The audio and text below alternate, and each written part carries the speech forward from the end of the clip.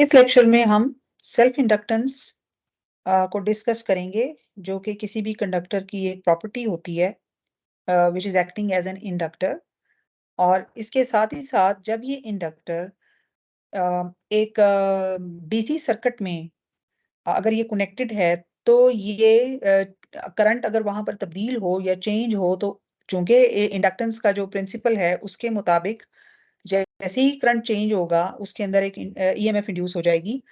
तो हम ये देखेंगे मैथमेटिकली कि किस तरह से करंट की चेंजेस को ये इंडक्टर जो है ये रिस्पॉन्स करता है। तो सबसे पहले हम डिस्कस करेंगे self inductance. So it is the ability of an inductor to induce TMF in itself when there is a current change.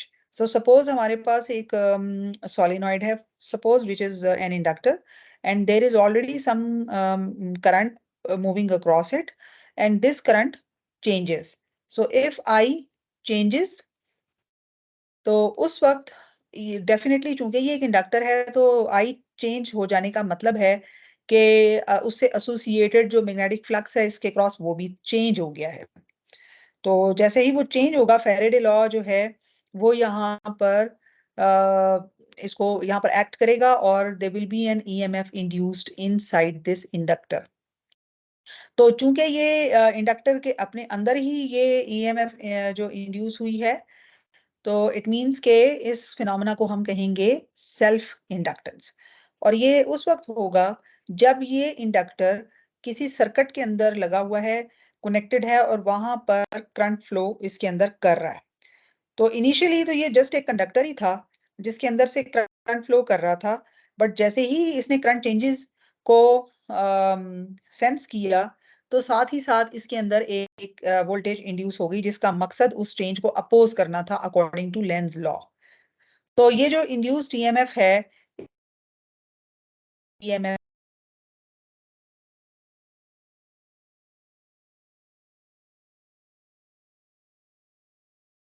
Circuit, चूंकि ये कॉइल एक सिंपल कंडक्टर की बनी होती है, तो इसको सपोर्ट करने के लिए, करंट को कंट्रोल करने के लिए एक रेजिस्टेंस भी सर्किट में लगाई जाती है।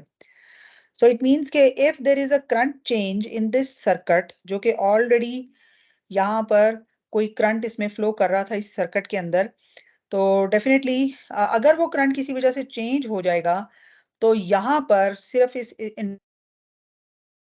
एक ईएमएफ इंड्यूस हो जाएगी। सो ये जो ईएमएफ होगी, तो और ये भी एक करंट को इंड्यूस करेगी, तो उस करंट की जो डायरेक्शन है वो अप्लाइड बैटरी के अपोजिट होगी हमेशा।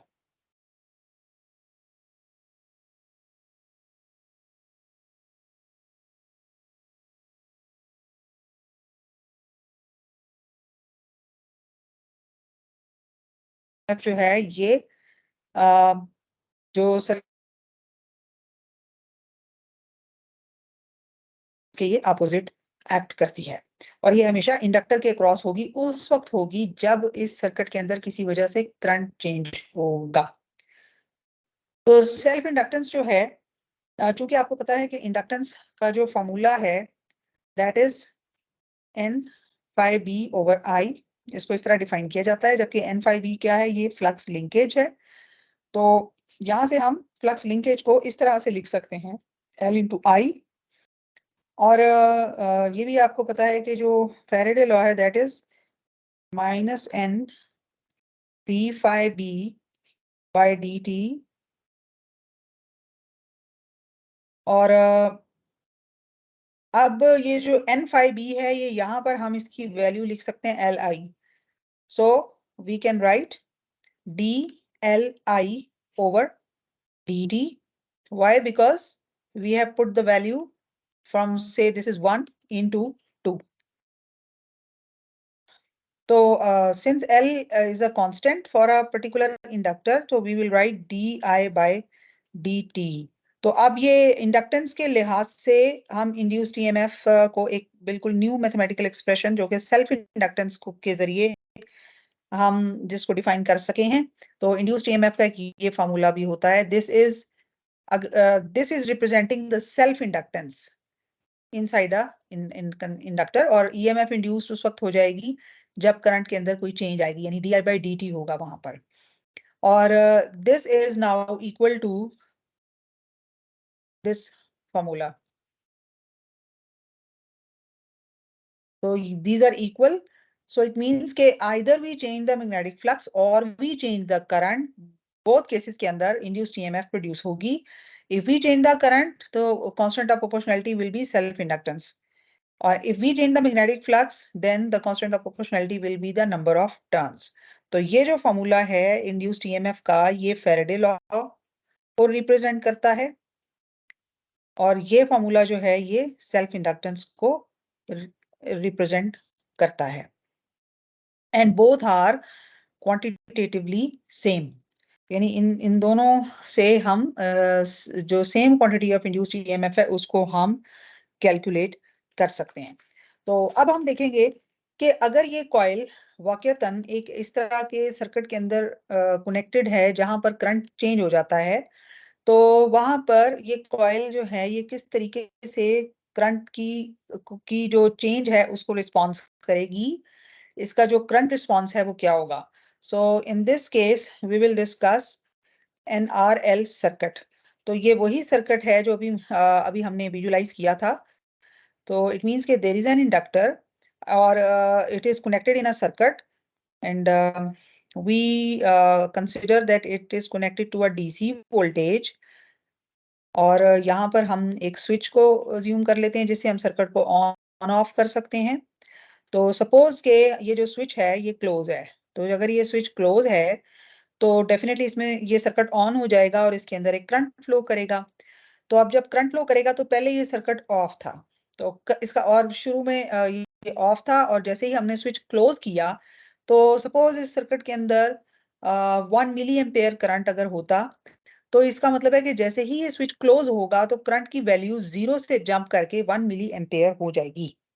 तो ये जो बिल्कुल एक फ्रैक्शन ऑफ अ सेकंड का जो वक्फा है, इंटरवल है, इस इंटरवल में there is a huge change in the current from 0 to peak value, यानी 1 मिली एम्पेयर अगर सपोजली अगर इस सर्किट का करंट है तो ये value there is a change in current.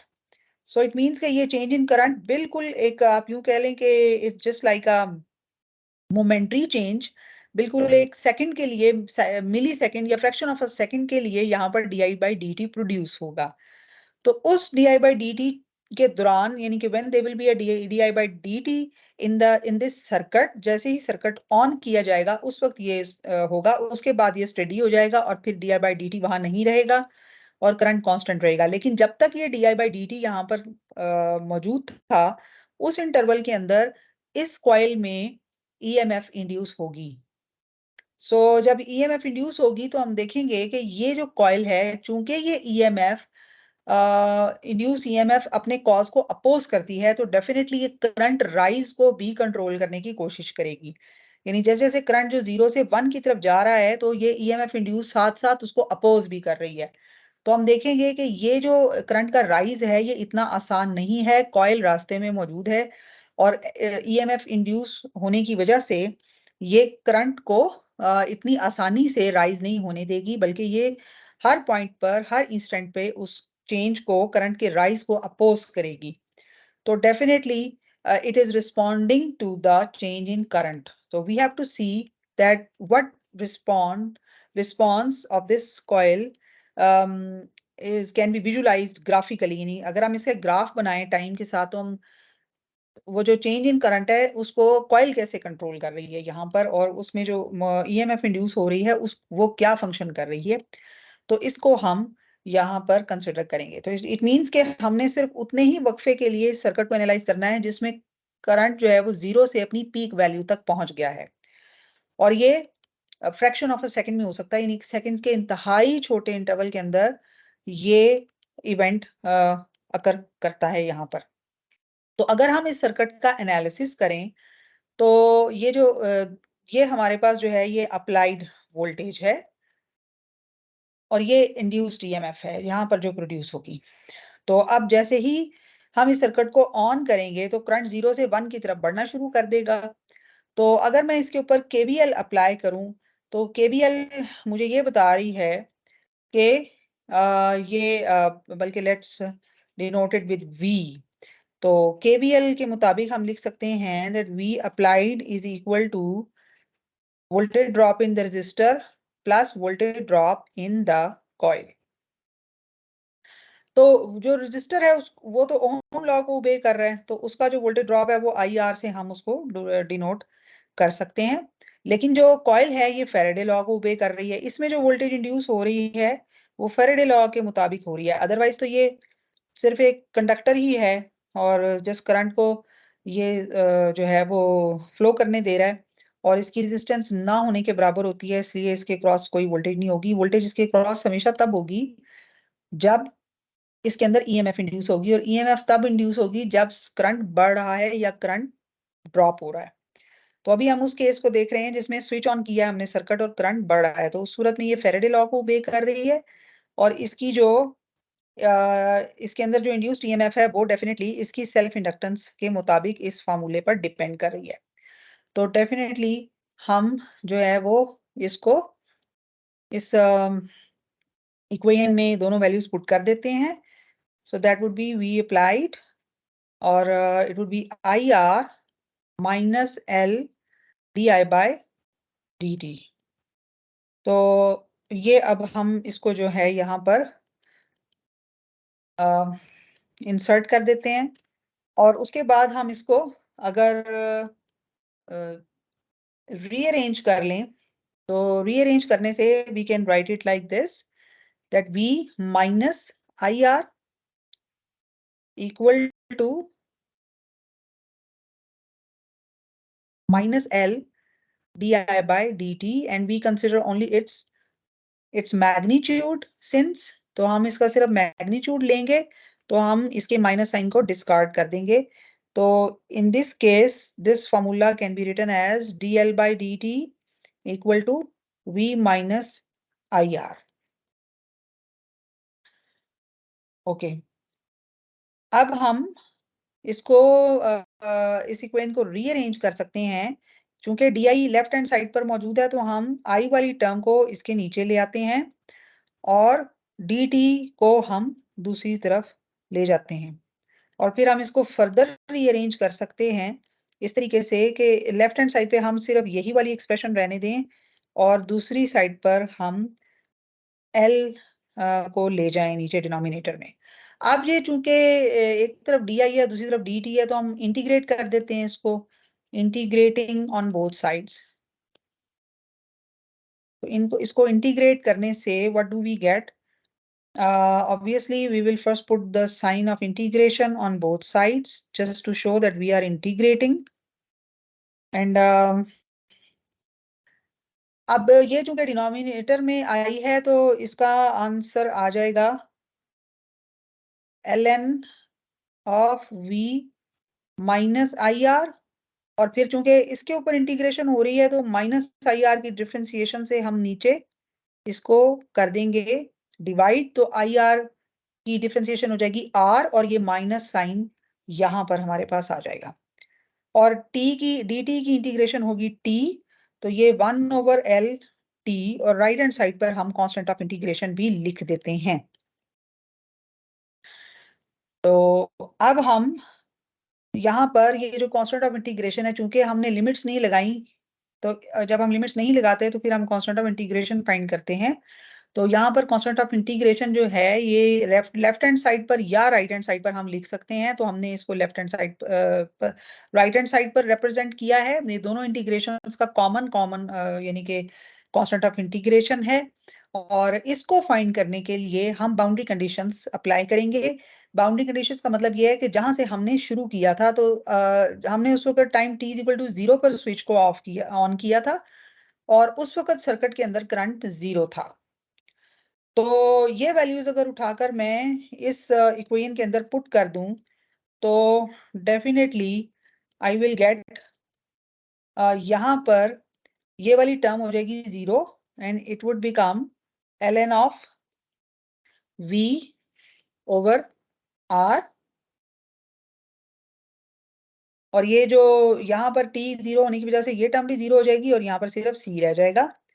So it means के जो कांस्टेंट ऑफ इंटीग्रेशन है उसकी वैल्यू हो जाएगी minus ln v over r। तो अब हम वापस अपनी इक्वेशन ए पर जाते हैं और उस इक्वेशन के अंदर कांस्टेंट ऑफ इंटीग्रेशन की वैल्यू जो है उसको हम पुट कर देते हैं। So it is something like that, r equal to, and let's see that we are using the symbol v for the applied voltage, okay, and here ये थी और यहाँ पे कांस्टेंट ऑफ इंटीग्रेशन था और उसकी जगह अब हम उसकी वैल्यू को पुट कर देते हैं। अब हमने क्या करना है कि सिर्फ इस इक्वेशन को रीअरेंज करना है और ln वाली टर्म्स को हम एक तरफ ले आते हैं, ln वाली टर्म्स को हम एक तरफ ले आते हैं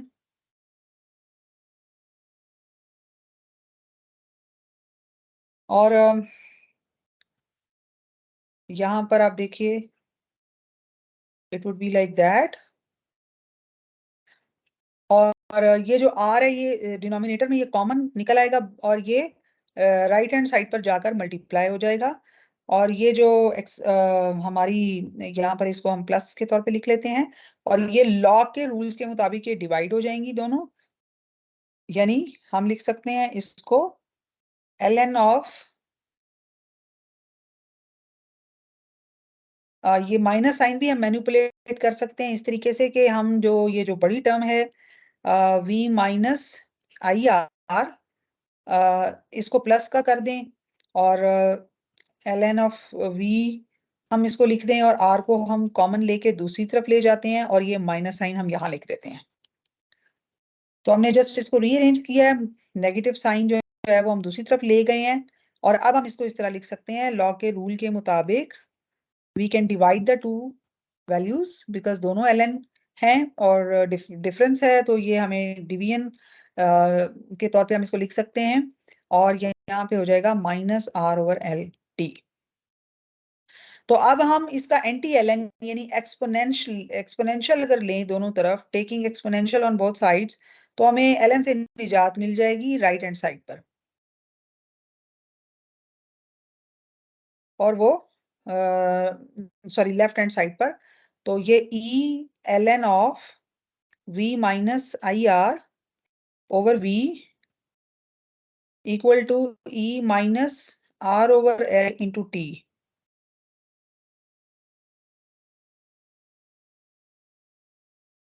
तो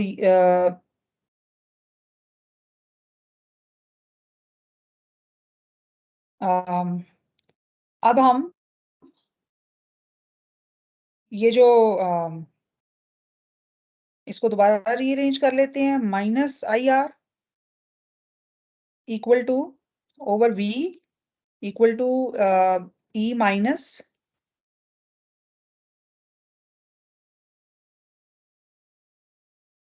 that is e minus r over l t, r over l t, और फिर हम इसको इस तरह लिख सकते हैं i over r over v equal to e minus r over l t, further rearranging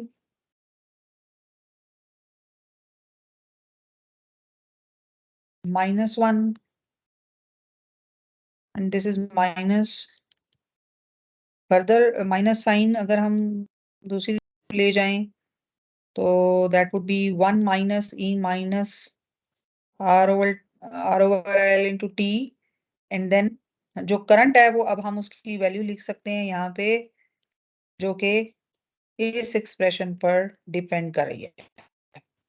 तो इसका मतलब है कि सर्किट का करंट जो है वो जब 0 से 1 मिली एम्पेयर पर राइज हुआ है तो उस वक्त उसने वो इस मैथमेटिकल एक्सप्रेशन को फॉलो कर रहा था और ऐसा इसलिए था कि क्योंकि सर्किट के अंदर एक कॉइल थी, एक इंडक्टर लगा हुआ था और उस इंडक्टर ने सर्किट के करंट राइज को अपोज किया और उसके अंदर एक इंड्यूस्ड ईएमएफ प्रोड्यूस हुई और उस इंड्यूस्ड ईएमएफ के नतीजे में current was not so easily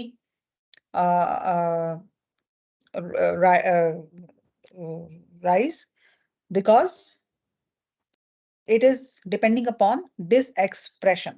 इसमें e आ रहा है तो ये एक्सपोनेंशियल राइज है और इसके अंदर चूंकि ये टाइम के साथ हुआ है तो हम इसको टाइम के फंक्शन के तौर पर देखेंगे। और ये जो वैल्यू है R/L, इसको हम we call it time constant. तो R/L जो है इसको कहा गया है 1/τ, reciprocal of the time constant, where τ is a Greek letter और ये टाइम को रिप्रेजेंट कर रहा है और इसको हम कहते हैं, यानी इसकी डायमेंशंस भी टाइम की हैं और इसको हम कहते हैं टाइम कांस्टेंट। तो इसका मतलब है कि τ जो है वो एक्चुअली L/R है, लेकिन ये यहाँ पर अगर आप गौर करें तो ये रिवर्स में हमें नजर आ रहा है। तो इसका मतलब है कि E की जो पावर है उसमें एक्सप्रेशन जो है उसको हम इस तरह लिख सकते हैं, I is equal to V/R 1 minus E minus T/τ, ऊपर भी सेकंड्स में नीचे भी सेकंड्स में। तो इसकी डायमेंशन जो है ये रेशो की ये डायमेंशनलेस हो जाएगी। ठीक है, तो अगर τ जो है 1 हो और T भी 1 हो, या τ जो है वो जब T के बराबर है, यानी कि कोई भी टाइम है, τ जो है जब T के बराबर है, तो उस वक्त ये चीज जो है ये टर्म जो है ये 1 हो जाएगी। सो इट मीन्स के जो भी वक्फा है, फॉर एग्जाम्पल अगर मैं कहूँ कि ये 2 सेकंड का वक्फा है, तो ऊपर भी 2 सेकंड आ गया और नीचे भी 2 सेकंड आ गया, तो इट मीन्स के ये कट के हो गया 1। So when you can say, इसको हम इस तरह से भी कह सकते हैं कि R/L रेशो जो है ये खुद ही 1 के बराबर है, यानी कि ये टाइम के एक वक्फे को रिप्रेजेंट कर रही है। ठीक है, तो उस सूरत में हम इस एक्सप्रेशन को इस तरह लिख सकते हैं, V/R 1 माइनस E माइनस 1। ठीक है, यानी जब ये इस रेशो का जब इस रेशो का आंसर आ जाए 1, तो हम टाइम के पहले वक्फे की बात कर रहे हैं या एक वक्फे की बात कर रहे हैं जो ऊपर और नीचे सेम है। ठीक है, तो और सपोज वो वक्फा जो हमने जो है वो इंटरवल, आपको पता है ग्राफ पे भी हम इंटरवल बनाते हैं, तो हर इंटरवल का एक अपना वक्फा होता है ना, जैसे इंटरवल एक्स एक्सिस पे हम लें 5, 10, 15, तो इंटरवल जो है वो खुद 5, 5, 5 का है, लेकिन पहला जो है वो 5 आ गया, दूसरा 10 आ गया, तीसरा 15 आ गया। सो इसको मैं जो है वो इंटरवल कह रही हूँ। तो इसका मतलब है कि जो पहला टाइम इंटरवल था वो 2 सेकंड था, उससे अगला 4 सेकंड होगा, उससे अगला जो है वो 6 सेकंड होगा और ऑनवर्ड। तो हम पहले 2 सेकंड वक्फे की बात कर रहे हैं। तो वो जो वक्फा है उसमें वो टाइम कांस्टेंट दोनों के बराबर है, यानी टाइम कांस्टेंट भी 2 सेकंड है और जो है वो जो टाइम का इंटरवल है वो भी 2 सेकंड है। तो हमारे पास आंसर आ गया 1। ठीक है, तो ये एक्सप्रेशन ऐसे हो जाएगी। तो E माइनस 1 अगर आप कैलकुलेट करें कैलकुलेटर से, तो दैट वुड बी 0.368। तो अगर मैं इस एक्सप्रेशन में इसको वैल्यू को पुट करूं 1 माइनस 0.368, तो इसका मुझे आंसर क्या मिलेगा, पॉइंट, यानी कि V/R 0.63। तो V/R आपको पता है, V अप्लाइड वोल्टेज और R जो है ये रेजिस्टेंस है जो सर्किट के करंट को कंट्रोल कर रही है। कॉइल तो उसी वक्त करती है ना जब वो इंड्यूस्ड ईएमएफ होता है, अदरवाइज तो वो सर्किट के करंट को कंट्रोल नहीं कर रही, क्योंकि वो तो जस्ट एक कंडक्टर ही है। ठीक है, तो ये बेसिकली सर्किट का जो टोटल करंट होना चाहिए था ये वो है। ठीक है, तो इसका मतलब है कि जो, अगर मैं टाइम के पहले वक्फे में देखूं, यानी कि I is a function of time, time के पहले वक्फे में 2 सेकंड्स के अंदर, फर्स्ट 2 सेकंड्स के अंदर अगर फर्स्ट किया मैं देखूं, तो ये टोटल करंट का, यानी कि जो टोटल करंट था उसको मैं 0.63 से अगर मल्टीप्लाई कर दूं, तो ये 63% ऑफ टोटल करंट बनता है। जो सर्किट का टोटल करंट यानी 1 मिली एम्पेयर है, ये उसका 63% है।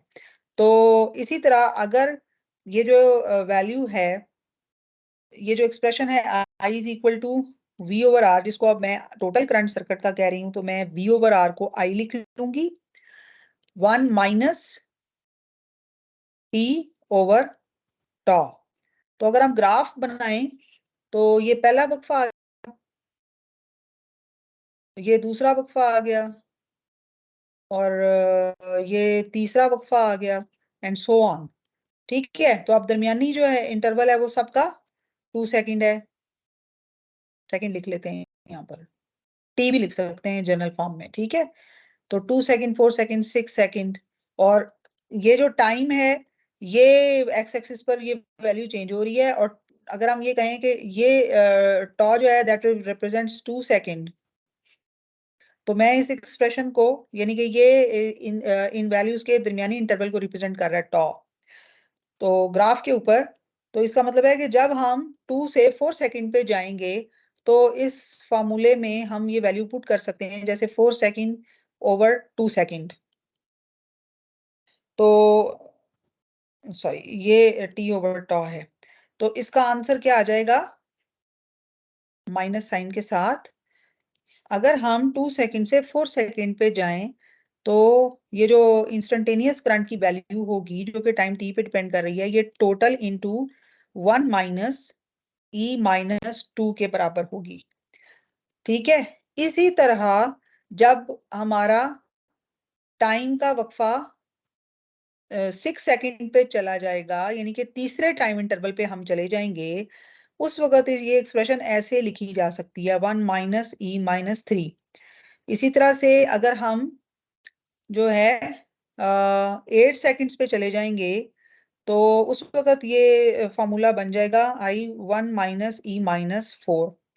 और इसी तरह से जब हम 10 सेकंड्स पे चले जाएंगे तो ये फॉर्मूला बन जाएगा आई 1 माइनस 5। तो यहां तक हम जाते होते हैं, 5 से आगे नहीं हम जाते। उसकी रीजन क्या है कि अगर मैं ये पहली जैसे मैंने वैल्यू कैलकुलेट की उसमें करंट 63% तक राइज कर जाता है पहले इंटरवल के अंदर। जब दूसरा इंटरवल आता है यानी कि जैसे 2 से हम 4 सेकंड पे चले गए तो करंट की मैक्सिमम वैल्यू थी 1 मिली एम्पेयर, करंट ने 1 मिली एम्पेयर तक जाना था। तो पहले 2 सेकंड के अंदर वो 1 मिली एम्पेयर का 63% उसमें सर्किट के अंदर आ गया। अब जैसे ही दूसरा इंटरवल आएगा यानी 4 सेकंड जब गुजर जाएंगे तो दो टाइम कांस्टेंट्स एक किस्म के गुजर जाएंगे, तो उस वक्त हम इस फार्मूले को अगर सॉल्व करें तो इसका आंसर जिस तरह अभी पहले हमने किया था तो इसका आंसर आ जाएगा 86.5% इंटू आई, यानी कि करंट अपनी टोटल वैल्यू का 86% तक सर्किट के अंदर सप्लाई होना शुरू हो जाएगा। और इसी तरह से ये बाकी दो वक्फे भी हम कैलकुलेट करेंगे यहां तक के 5 टाइम कांस्टेंट यानी 5 टाइम के वक्फों के बाद ये जो है ये 100% हो जाएगा, यानी कि ये ऑफ आई टोटल, यानी कि ये पूरा 1 मिली एम्पेयर सर्किट को सप्लाई होना शुरू हो जाएगा। तो अब ये क्यों हुआ, ये कॉइल में की वजह से हुआ, ये इंडक्टर की वजह से हुआ, क्योंकि वो इंड्यूस्ड ईएमएफ कर रही थी, उसने करंट को एकदम से राइज होने ही नहीं दिया। उसने 5 टाइम कांस्टेंट्स लिए, और यानी कि अगर मैं कहूं कि ये पहला टाइम कांस्टेंट है टॉ, दूसरा टी टॉ, तीसरा 3 टॉ, 4 टॉ, यानी कि टाइम कांस्टेंट खुद तो क्या है 2 सेकंड ही है ना, और 2 टॉ क्या होगा 4 सेकंड, और 3 tau would be equal to 6 second and onward. तो ये 5 टॉ तक जो है ये प्रैक्टिकली ये लेती है, और करंट क्या होगा कि ये एक्सपोनेंशियली राइज करेगा, क्योंकि ये अपनी इक्वेशन में देखें ई पे डिपेंड कर रहा है यहां तक कि ये अगर मैं इसका ग्राफ बनाऊं टाइम के साथ करंट का, तो ये कुछ इस तरह से होगा।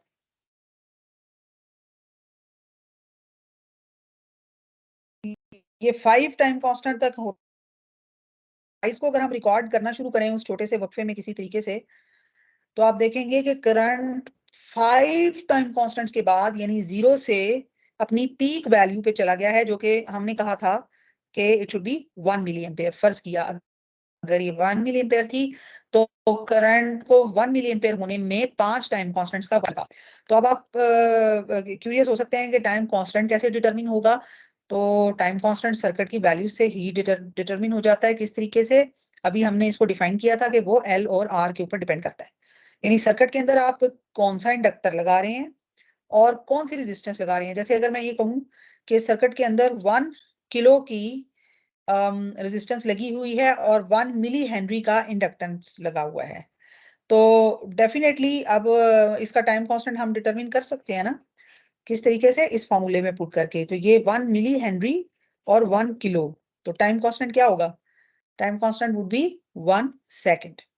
तो इस किस्म के सर्किट के अंदर जिसमें अगर ये वैल्यूज लगी हुई हों तो उसमें 5 सेकंड के बाद सर्किट का करंट मैक्सिमाइज हो जाएगा, यानी कि अपनी मैक्सिमम वैल्यू पे रीच करेगा।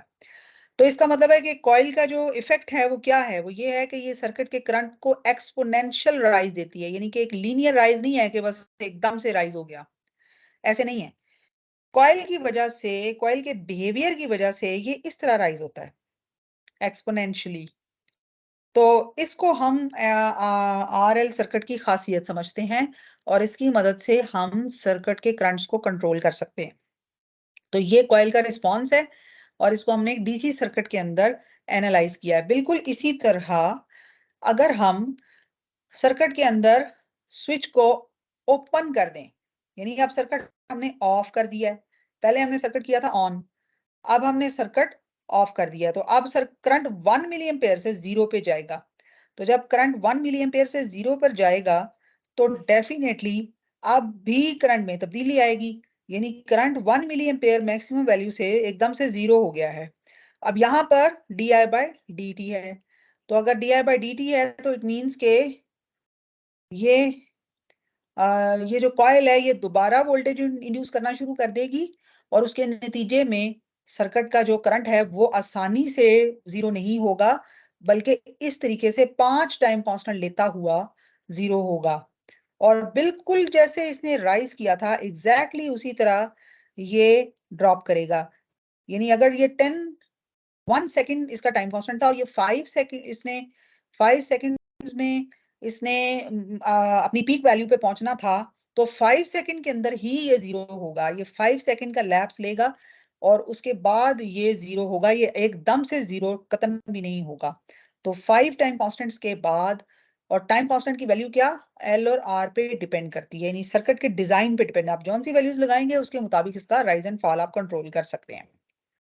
तो अब हम देखेंगे कि इसकी डिके की करंट करंट जब डिके कर रहा है, पहले राइज कर रहा था, अब करंट डिके कर रहा है क्योंकि हमने स्विच को ओपन कर दिया है। तो जब स्विच ओपन हो गया उस वक्त ये सर्किट ऑफ है, उस वक्त सर्किट के करंट की मैथमेटिकल एक्सप्रेशन थोड़ी सी मुख्तलिफ होगी जैसे कि हमने राइज में देखी थी। तो हम क्योंकि उसमें बैटरी ऑफ हो चुकी है, तो अब हम केवीएल अगर इसके ऊपर दोबारा अप्लाई करें डिके को देखने के लिए, तो इसकी केवीएल इक्वेशन कुछ इस तरह से होगी, V R plus V L equal to zero, this time right hand side will become zero क्योंकि सर्किट ऑफ हो चुका है और उसकी अप्लाइड वोल्टेज जीरो हो चुकी है। तो डेफिनेटली एक्सप्रेशन पे भी थोड़ा सा फर्क पड़ेगा। तो हम देखेंगे कि एक्सप्रेशन के ऊपर क्या फर्क पड़ेगा।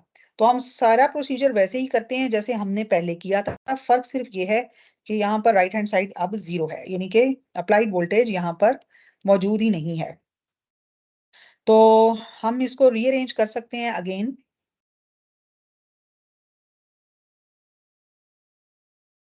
हम माइनस साइन इधर लगा लेते हैं इसके साथ और उसके बाद हम इसको अगेन रीअरेंज कर लेते हैं, बल्कि जस्ट हमने मैनिपुलेट करना है माइनस साइन को और डी आई को नीचे आई हमने लिख दिया और आर ओवर एल इधर ले गए, माइनस साइन भी इधर ले गए और डी टी हम इधर ले गए। और उसी तरह इसका चूंकि ये हमने लिमिट्स नहीं लगाई तो हम कांस्टेंट ऑफ इंटीग्रेशन लगाएंगे।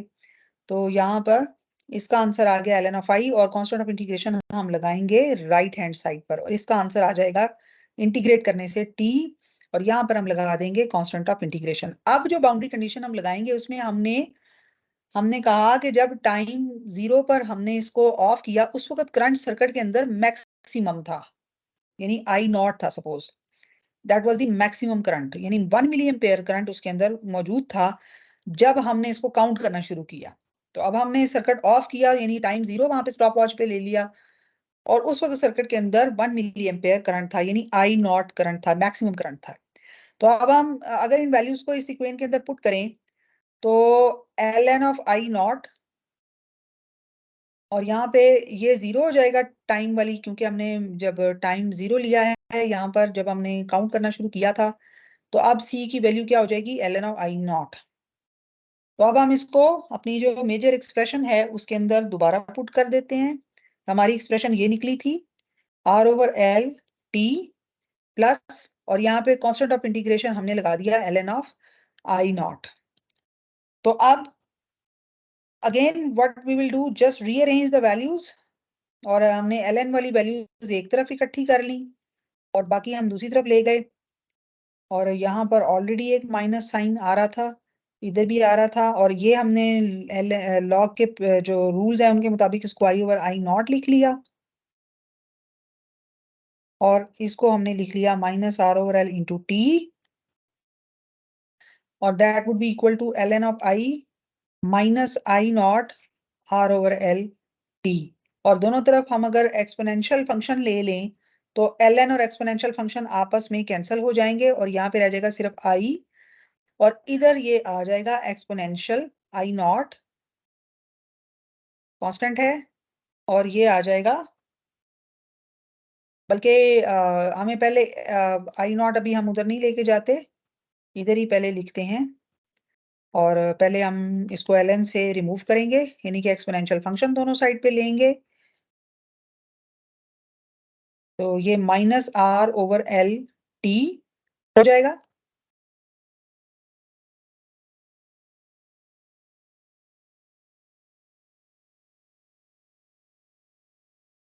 अब हम इसको रीअरेंज कर लेते हैं।